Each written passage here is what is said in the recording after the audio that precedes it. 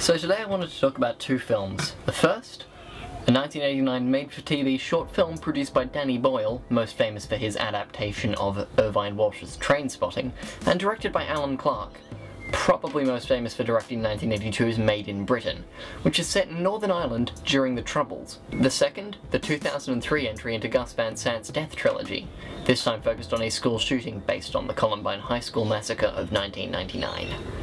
So why am I doing an episode on these two brutally violent but otherwise seemingly unrelated films? Because if you've looked at the title, you'll notice that they both share a title: Elephant.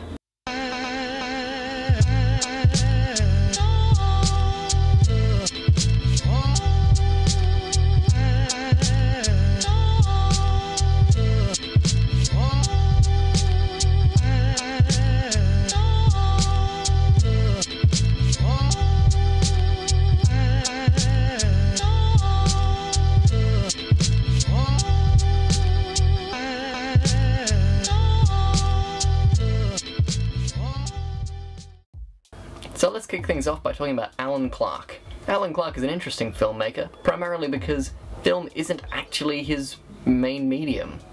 He was primarily a TV director. Clarke is commonly respected for his highly political work from the late 70s up until his tragic death in 1990. His most remembered films are 1977's Scum, 1982's Made in Britain, and his final film, The Firm, and most influentially, today's topic. There's a bit of a running theme to Clarke's films, which are typically stark, brutal, heavily political, and often revolve around working-class communities. Elephant is, to understate it heavily, a pretty harrowing sit. It's 39 minutes long, features essentially no dialogue and barely anything resembling a definite plot, and the film is also about the Troubles. The film is set in the Troubles, the title coming from Irish author Bernard McLavity's description of the Troubles as the elephant in our living room.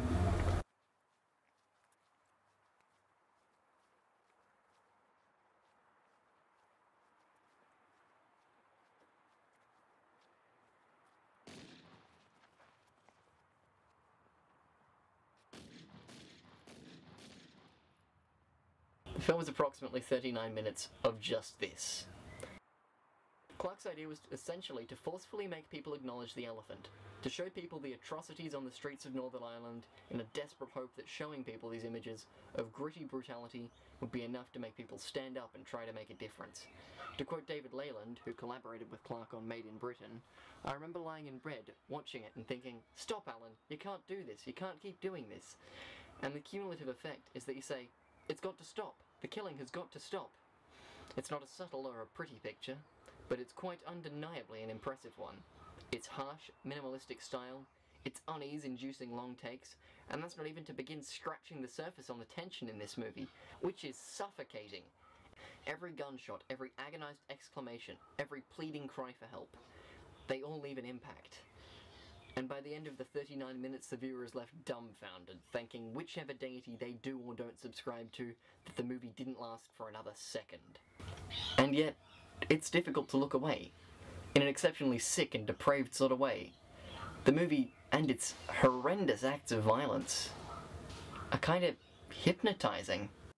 So you're probably wondering, aside from the title, what has this got to do with Gus van Sant's movie? Well, as you probably discerned from my preamble, Van Sant didn't remake Clarke's movie. The title is really just a tribute, although it is interesting to note that the film was originally going to be a TV special too, which was going to be on the topic of Columbine. Eventually the factual element was dropped and the film was just released as a feature. It's probably worth mentioning that a year before this film came out, Bowling for Columbine was released, which meant that the massacre was fresh in the minds of its audience. Everyone who saw this movie knew that at any moment students were going to come barreling down the corridor, armed and firing at will. Nobody knew when this was going to happen though, so every time the camera slowly follows a student around a corner, the audience braces for impact. As I stated earlier, Clarke was referring to the elephant in the room, aka the Troubles, when he titled his film. Van Sant's title, though a direct reference to this earlier film, does not hold the same meaning.